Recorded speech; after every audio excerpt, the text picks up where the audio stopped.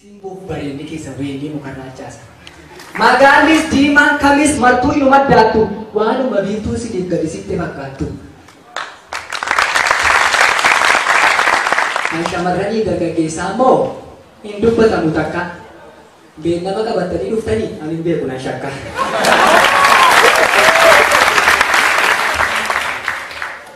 Aga garasitti ilaalee garanaa jalqabee wanta nama duwwaan baay'inaan isin keessaa dhabe.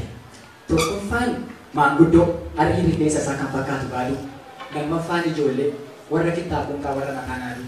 Kanarraa kan darbe wanti hundumtuu guutuu hir'uun argee qabu kanaaf deemtuutu.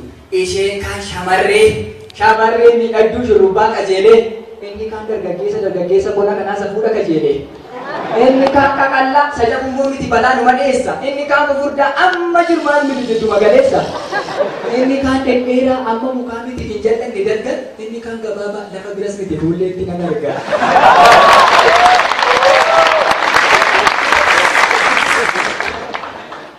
Kan mataan isaa qincicaa, inni kan luuchaadha jidee gara ceequu. Kan sakaanii firiisii isheen kan anfoolloo kan maqaa isaan beekan. Bifti sakaanii magaala, inni kaan akka gurraachaa, kaan diimaa akka arbuu. Keelloo gaarachi moo jiru moo jabooti darbu. Walumaa galatti Oromoo baay'eetu ija kootti argama. Isinaa qaqqabu nagaan koo atattama. Irra deebiin jedha hundumtuu ashamaa. Amana godhannee miti gateetti naan gadduufu an nagaa waan an jaalladhuuf nagaa gaafadhee guufu. Dur Oromoon akkasitti yommuu walitti dhufu. Nani aadaa isaa dhamdhama malee akkimatee hin tufu. Wadarbuusaaf gammachuun guutuu qaamaa uffisa. Harka lamaan bal'isee ammatee wal dubbisa. Akkam jirtu akkuma maatiif maasiin naguma. Maali torbee darbee moo siin argine takkuma. Aada kam keessa jiru ollaa gandii dallaan kee. Waa jajjabaatti hadaraa kumeenaati warraan kee. Jiruun akkamsi goote ciniinnattaa ciniintaa. Mabattoon battee teessee daqqalleedhaan finiinta. Akkuma durii baaca jechuudhaan barra mala keen kaasu. Takka meewwan eebbifna obboo koo yobbargaasu. Wanti nu facaafanne biqilee sanyaa baasu. Xinnaa guddaan keenya duroomee kumaa yaasu. Dacheen keenyaa magartu. Barri nuuf haa dabartu. Sobduuf yartuun nuuf hin dhalatiin. Yoo dhalatteen guddatiin. Qullaa deemtu nuuffatiin. Rabbi tokko nu haa godhu akka nu jenne haa jedhu. Jedhee wal bira darbee gara dhimma isaa dhaqa. Akka inni jigeen banne seenaa beekicha naqa. Edha namni ammaa ammoo guba lama wal qabe. Hammatee wal dubbifnaanoo silaa maqaa isaa cabe. Otuu wal bira dhaabatu nyaara jaa wal dubbisa. Gaabii immoo ceequun eegateetti wal dubbisa. Uruu dhaabee boqoqee gubbaas ga'e akka harba.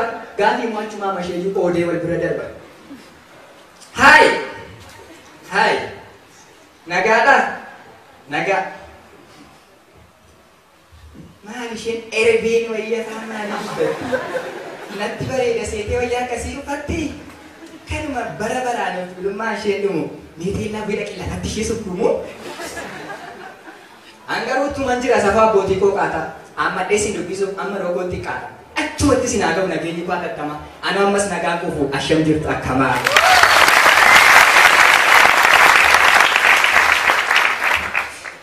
Kolfuun keessan gaariidha. Kolfuun keessan gaariidha. Garuu wal bira qabee yommuu taajjabee ilaalu kolfi dargaggoo ammaa kan beera durii jaatu. Beerri durii yommuu kolfitu.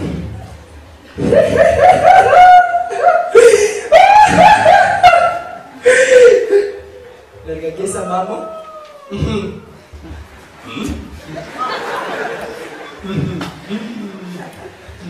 Jedhee ukkaamama akka waan waa dheekamu.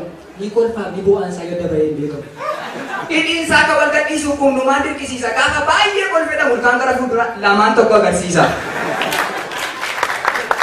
Maaliif ta'e jedhee gaafa xiinxalu garuu dhaloonni kolfan jettine wanta kolfantu hin jiru.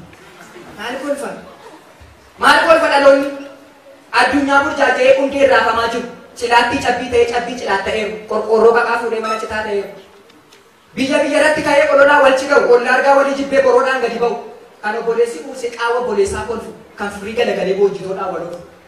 walii galtee manca'ee diigaadhaan dhaalameeru hiibboo cirracha ta'ee hiikaa wal dhaalameeru kan arrabni tokkitti karaa sadii dubbattu kan canoona guugattee wayyaa adii uffatu